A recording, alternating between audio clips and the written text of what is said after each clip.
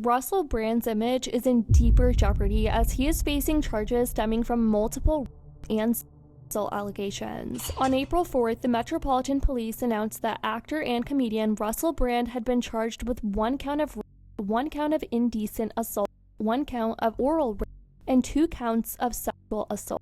These charges follow an investigation by detectives that began in 2023 and involve 4 women. For those out of the loop, Russell is scheduled to appear at Westminster Magistrates Court in London on May 2nd, but let's get into the allegations that have come out about him. The allegations are said to have happened between 1999 to 2005. According to The Times, last Thursday, the 48-year-old was taken into a South London police station for an interview in relation to 3 non-recent offenses. An investigation for the allegations was launched in September after 5 women accused Brand of rape and SA in addition to physical and emotional abuse, per The Times. One of the women, identified as Alice, claimed that in 2006 she was 16 when she first encountered Russell, who was 30 at the time. When they met, the woman alleges that Brand told her, "I don't give a if you're 12. I need to know where I stand legally." The woman also alleges that Russell removed his without her consent during a sexual encounter, and that after his 31st birthday, Brand forced the woman into oral sex.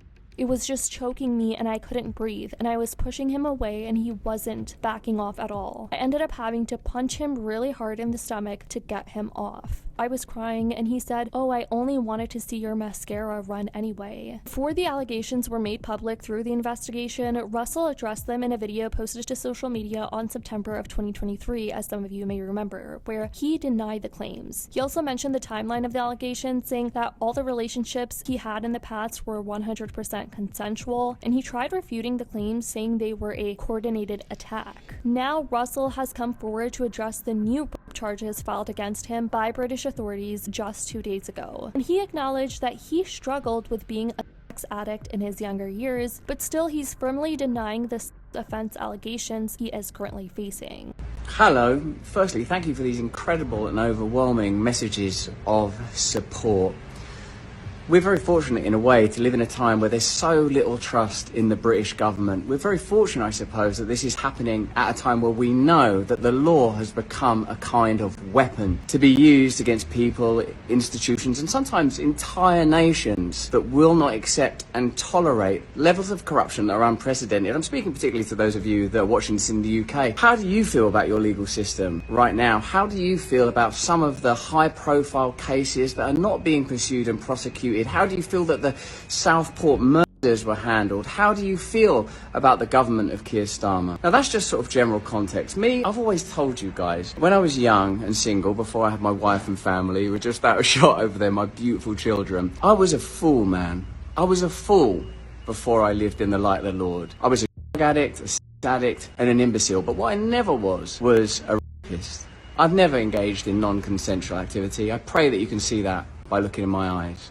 And just yesterday, the New York Post dropped a headline reading, "Russell Brand worries he could face criminal charges in the U.S. following UK investigation." I also want to mention that just yesterday it was also reported he was dropped as an ambassador, so his reputation is on the decline. Now, his position at Tiggy Winkle's Wildlife Hospital, a free wildlife hospital in the UK that prides itself as the busiest and most advanced in the world, has been suspended. The CEO of the hospital, Colin Stalker, whose parents founded the charity over 40 years ago, told the Mirror in a statement, "With the news of the extremely serious charges announced last week, our senior team met and immediately suspended Mr. Brand from his ambassador role at Tiggy Winkle's indefinitely." But back to his said criminal charges, Russell Brand fears he will face criminal charges in the US as well as those recently filed in the UK, according to a court filing seeking to delay the lawsuit accusing him of actually assaulting an extra on a film set. The 49-year-old comedian turned wellness guru's lawyers made the argument in New York Supreme Court last week, just days before British police charged him with a string of rapes and sexual assaults.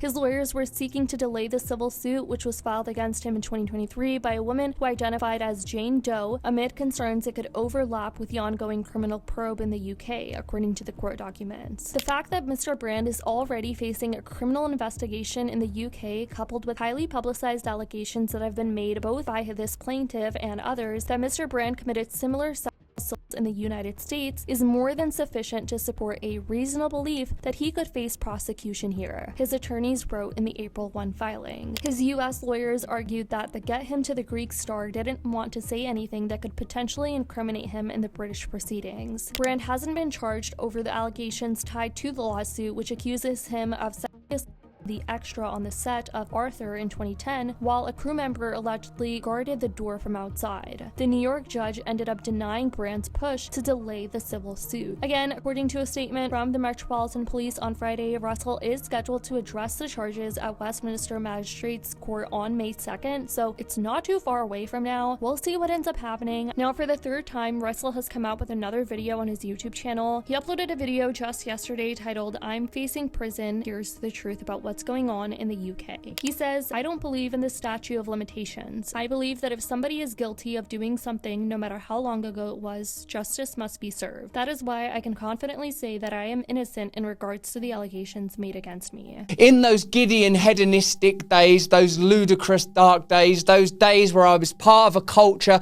that then seemed to warmly applaud and celebrate Epicureanism, the relentless pursuit of pleasure, a kind of casual godlessness, the kind of godlessness that leads to the erection, forgive the word, of false gods everywhere. One minute this is your idol, the next minute this is your idol. Fall down, bow down and worship at their corporate and consumer altars.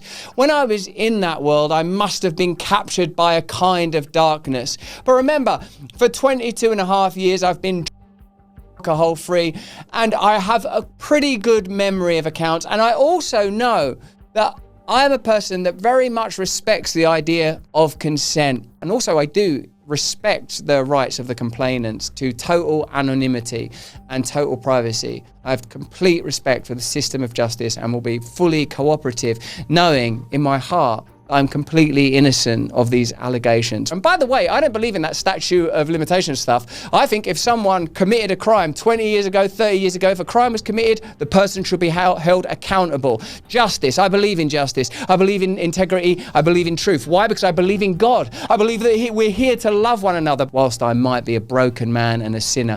Let me know what you guys think about all of this in the comments down below, though. I love you guys so much, and as always, I'll see y'all in the next video.